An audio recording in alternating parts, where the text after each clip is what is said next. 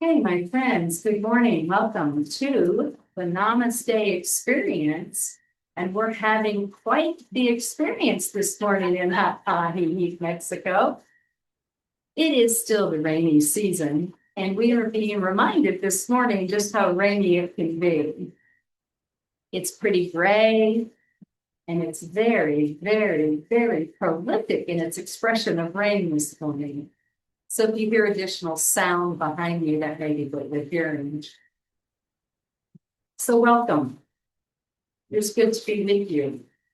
Miss Vicki, are you there today? I sure am, Miss Reverend Penny. There she is. Happy to Good be here. Yeah.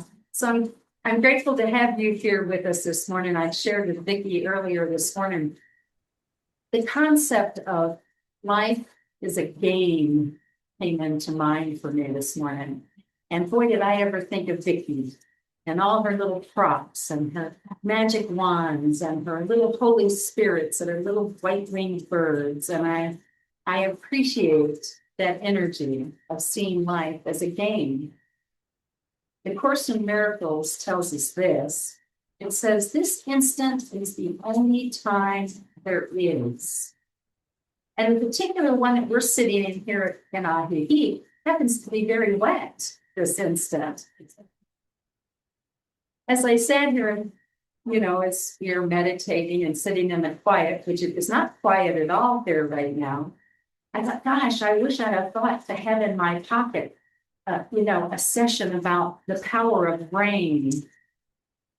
And as I sat with this idea of life being a game, I thought about the power that is around us and within us. This particular one is an expression, this heavy rain, it's very heavy here. This heavy rain is an expression and a reminder, isn't it? We always have what we need. How about a little thunder? Nothing like that introduction. But the power that's within us and the opportunity to recognize that in every moment. So check this out. 525,600 minutes in a year. That boils down to 1,440 minutes in a day. What are you going to do with yours? 1,440 minutes. Now, if somebody said you don't have to be somewhere for 1,440 minutes, you probably start calculating, and then you get your phone out and complete the formula. And you think, oh, I've got plenty of time. I'm right on schedule. 1,440 chances to wake up, to remember. That's what goes on. To re-enter life as a game. Every moment, every thought, the opportunity to step back on the field. Now, in this weather, it would be a rain out. I was thinking earlier, when I lived in the Midwest, we have snow days. I said, I wonder if they have rain days here. But those 1,440 minutes are happening regardless of what the weather is. You still are getting to choose every one of them. Florence Scovel Shinn, who is a historic unity writer, she said this. She said, most people consider life a battle. But it's not a battle. It's a game. Which feeds right into Course in Miracles when we're reminded that nothing real can be threatened and nothing unreal exists. Herein lies the peace of God. In this minute lies the peace of God. In the one that doesn't feel so good, in the minute that we feel disconnected.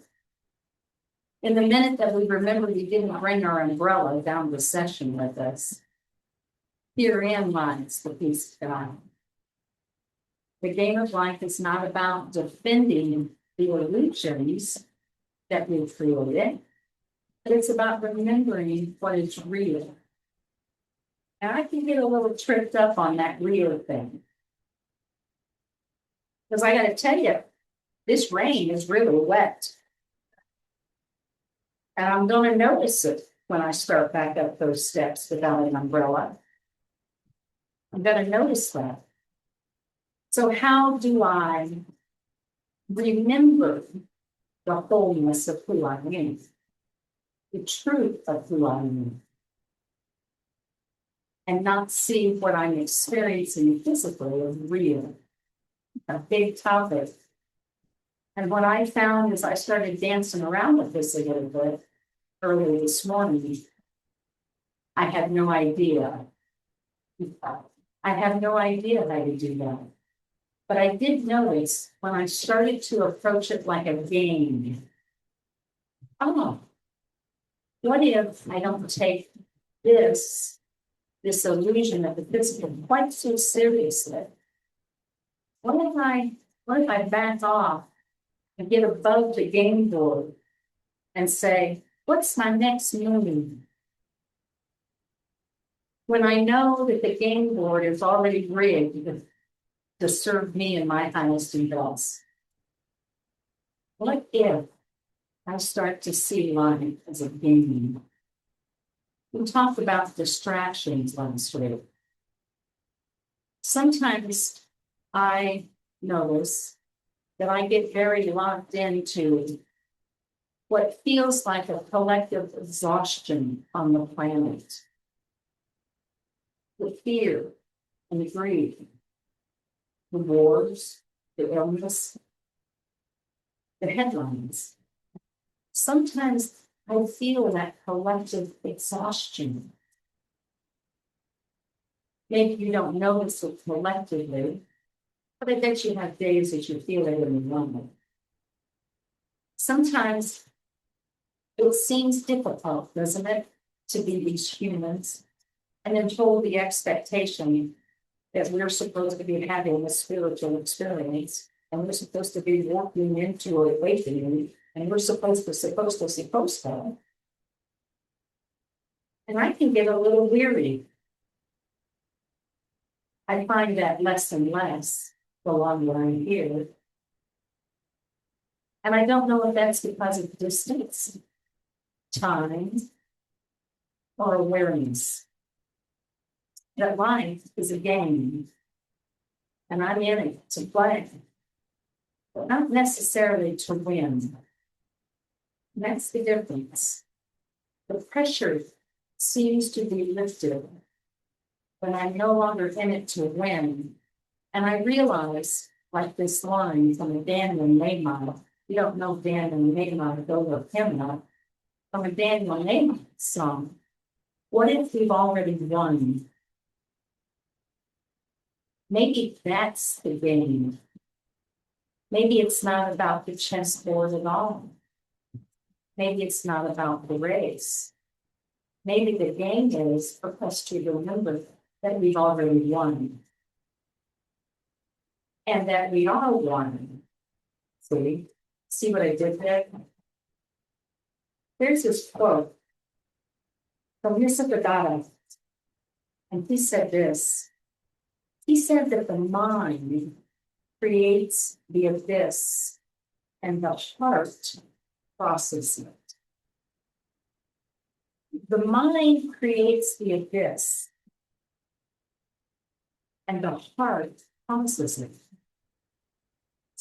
When I read that the first time, what I saw was me dancing across the abyss, recognizing that it's a game and I'm in it. And I don't have to win because I've already won. Are you being attacked by the game? Are you in defensive mode? Do you think it wants to win? Or is the game the invitation? Hey, look over here. We've got prizes, peace of mind, calmness, connection. Look at us. We've got prizes that you've already won. Get in the game. You know, in claiming life as a game, don't hear me say that it is trivial, the things that are happening on our planet. Because I'm not saying those are experiences that are absolutely happening on the planet. I can be present to them and remember that God, Spirit, whatever you want to call it, is greater than this. And it begins with my recognizing my greatness in it. Never quite sure how to wind up that little part when we talk about the world. Because you know, a good public speaker won't be really down note. But I'm never quite sure how to wrap that up. I try to wrap my head around the things we see on the planet. And then reconciling the concept of life as a game. So I had to do a little dancing with that. And you know I will. I will dance with those concepts. And then I will invite you in. I have a dear friend. He was a congregant in the Little Lifestone. His name is Matt Bedman. Matt and I used to write songs together. I would say, Matt, I have this idea. And he'd get his guitar out. He'd write songs. And I found it as great inspiration. And Matt said this in one of our songs. We are just the moments that we give, not just the moments that we live. And then I come back to wrapping my head around what's happening on the planet. And I consider what I have to give to those places. I consider what I have to give to those places in my life that don't feel good. Now, I know it's hard to imagine me having any places in my life that don't feel good. Because don't you know, she has led this divine, amazing life. She's never had to confront one thing. She has walked down the yellow brick road. She has arrived at Oz, and she got what she wanted. And it was just that easy. Not. Sometimes the game was a full-on, absolute physical game of football, and I was a lineman. Sometimes the game was a full-on one-on-one wrestling match with my good, and I had to grapple. Sometimes there was disappointment, and it felt like there was loss when I didn't remember that I had already won, and that I got to pull myself back into the game. And trust me, I know what a cheerleader looks like. And I would gather my cheerleaders and I would reach in to the depth of who I am. And I could get back in the game. I'm here for only one. It's had a rainy day. We all come with them, and I am not dismissing that. In fact, I encourage us to look at that as part of the game. You know, those things that we deal with in life, those become the lines on the field. Those become the markers to tell us how much further we want to run for the good. Those are the things that referee us and remind us of our capacity and our knowing. And I'm going to hold out with the highest thought that I can, that those on the planet right now that are suffering can know at some point that they are greater than this, and they have already won. And we're going to see a different experience for them and do what we can do in this world. We are just the moments that we give. It's not such a stretch when you start thinking about the non-dualistic teachings. The self is never touched by the drama, we're told, of the Nada. The Atman is not the actor. It is the witness, and it is the light. It is beyond the play. That is who we are called to do.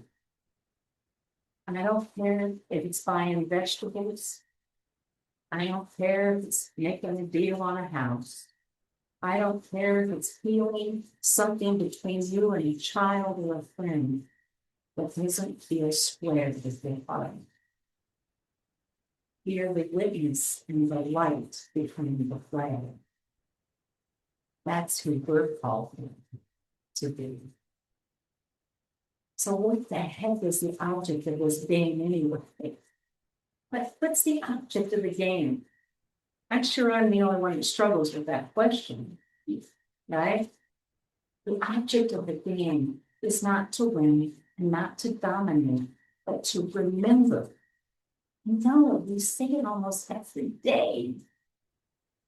And the object of the game is to remember. Ramana Maharshi said this: your own self-realization is the greatest service you can render to the world. Your own self-realization is the greatest service you can render to the world. Life is a game. Get in it. Play it. Suit up. Show up in your life. And render unto the world the greatest service you have to offer. We're not here to suffer. We're not. We're here to express. We're here to embody that light of Christ. The Christ light. The Christ consciousness. The Christ meaning the divine. We're here to express that. Now, I don't usually give advice. Well, I shouldn't say that, but once in a while I'll give advice. But it is rare that I'll say there's a 1, 2, 3 step to this. But this morning, this is what happened for me. Suit up in your divinity and show up for the game. Be the peace, be the light, be the love. And I love this quote. You are as God created you. All else is but your own imagining. You are as God created you. The Course in Miracles reminds us. 1,440 minutes. And everyone is a reset if we choose. Everyone puts you back in the game if you're willing. And as a tip of the hat to Rosh Hashanah as it closes, it is the celebration of a new year and new beginnings. Get in the game. Let's play. 1,440 minutes that you have today. We could remember this, like Ernest Holmes told us. We have within us a power that is greater than anything we shall ever contact in the other. We have within us a power. Suit up in your divinity, show up, let's play.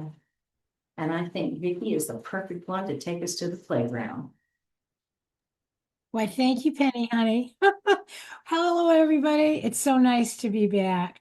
So, Brother Juniper Joe and Alan, who's right here, and myself spent the week in Holland, and it was quite a game of Peace on Earth. It was a great game.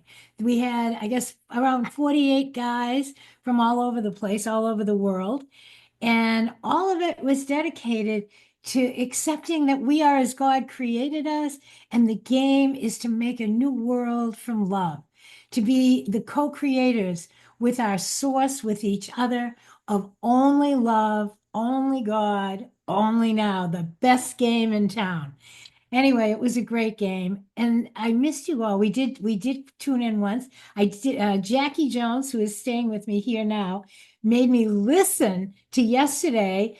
Gabba, what is it? Gabba Be Gone. I loved it. You guys that played that game yesterday. Gabba Be Gone. We live in a prism of light. Penny, that was wonderful. A prism of light, not a prison of punishment and fear and guilt, like, and even a classroom of serious exams. Oh my God, I lived in that classroom a long time. Thank God. Listen, there's only one test. Here's the test. You ready? What's real? And here's the clue. This is what you have to study. Love is real. Got it? Nothing else is. That's it. So what isn't love isn't. It isn't. It's just a game of make believe. It's a game of make believe.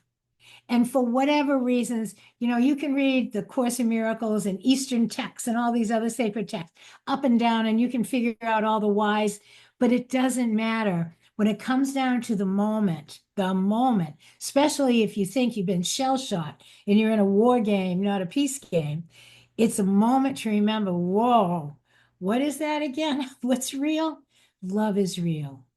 Love is real. No matter where we find ourselves on the game board, love is real. And love is the answer to the game board as well, to the trauma that seems to happen on the game board. The card that you can hold, the get out of jail free card, that's what it is. Get out of jail free card, no matter where you are. I mean, if you're in a real prison or if you're in a palace, the get out of jail card brings you home to beauty, to the prism, to light. And all it is, it's what you started with, Penny. Nothing real can be threatened. This is another way of saying it. Nothing unreal exists. And then Jesus starts the Course in Miracles with it. I have to say, Trinity, I love your avatar face. Thank you for doing that. And also for all of you game board people, thank you for putting on your cameras. It makes it much more fun to see you all because we play together. The goal of the game is to be together. That's what's real. Love is in the togetherness. The game thank you, Dia. The game of time and space is the game of I'm all by myself, I'm lonesome, and I don't know how to take care of anything. I've got to figure it out myself. And I better be very serious about it. That's as soon as you're serious, you've made a mistake right there. Because love isn't serious, it's exuberant. Love is exuberant and it's peaceful at the same time. And it's a quiet certainty that sees through all the children's game board pieces. And that's what we're learning to do. We're learning to see through all the game board places. Francis Scovel-Shinn years ago wrote a wonderful book called The Game of Life and How to Play It. Do you know that one, Penny? Yes. And that was good because Barbara Rose, thanks for putting on your camera and everyone. The Game of Life and How to Play It is teaching you the power of your mind. And in the game, the power of our mind is, and Bernie, thanks for putting on your camera. The game on Earth is we have been playing to put out what we think we want. Oh, I want a new car. I want a new relationship. I want whatever it is. And the game of life and how to play it is teaching you that your mind can make this stuff up. Well, you don't need a book to tell you that. Just look out the window. We made it all up. So the whole thing is to let what's been making it all up take a break. And then there's another part of the mind. And it's the part of the mind that knows the real game is being together. That's why here we are together in this room. The fruit of the moment is that we are together. Jet, I loved when Luis kissed you. That's the moment of joining. That's what a holy kiss is. It's the separation. I'm all by my lonesome that isn't real. And it's the being together. And we could be reciting nursery rhymes. We could be singing row, row, row your boat. It doesn't matter what we do. It matters that when we do things together, we're home to love. That's how simple this is. When we are together and we have a purpose of love, even better, we can break open the whole game board. But even when we're not with a purpose of love, just being together is a moment that brings relief because all of the relief is from being on our lonesome, being on our own, thinking we're in charge, thinking, oh my God, I've got to figure this out. Anyway, this made me think of all the games we play. Calde, thank you for putting your camera on. But look at the games in this room. We play every day. I'm going to go over them quickly. You ready? So we play Namaste Village every morning. So we are a village, a community all over the place, and we come together to play the morning prayer together. Let's remember, oh, thank you, Lisa, who we are. Let's remember who we are together, right? Oh, we're not individual little body suits. We're spirits. We're love. We are created by a loving God. We are part of the flow of creation. We're one with everything. Oh, that's who we really are. I like that. So we play that game every morning. Namaste Village. Come at 10:30. We play the prayer game at 10:30. Linda Flock started that off. She got inspired at 10:30. And everything I'm going to tell you comes on this Zoom to make it easy for the children. Me being the number one child, I have to keep it easy. So 10:30, you can come and pray. Quarter of 11, you don't like worded prayer, you can relax into music and let your spirits just soar and flow with the music. This is a game of I'm not a body, I'm really the flow of God's love. I'm flowing along. And how do I get into that flow? I sing into it, I dance into it, I pray into it. So then we play this game. On Wednesdays, where's Chris? Chris plays the dance game. So he takes all the words of the week, woo-hoo-hoo, and he gives them to AI, and AI gives them back. And we have a dance party. Are you there, Chris? Woohoo! Not tomorrow night, Wednesday night. For those guys that did the EPP program, old and new, we do an EPP meeting once a week just to play with each other. No other goal. There's no goal. There's no agenda. We just show up and just love each other. Love each other. Remember to love when one of us forgets. That's the EPP game. And you're all welcome to that as well. And then we play the 50-day party game. It's actually the 50-year party at 2:45 every day. We started with just 50 days. And then it was so much fun just doing the Course in Miracles workbook as Jesus gave it. No teaching, no interpretation, no nothing. Just read it, be quiet, let it arise from within, and do it together. Remember, and do it together. That's what makes everything happy. That's what makes everything true. When we come together to make everything true, it's our togetherness that brightens us, that turns that prison into a prism, where all of a sudden we see nothing had to change.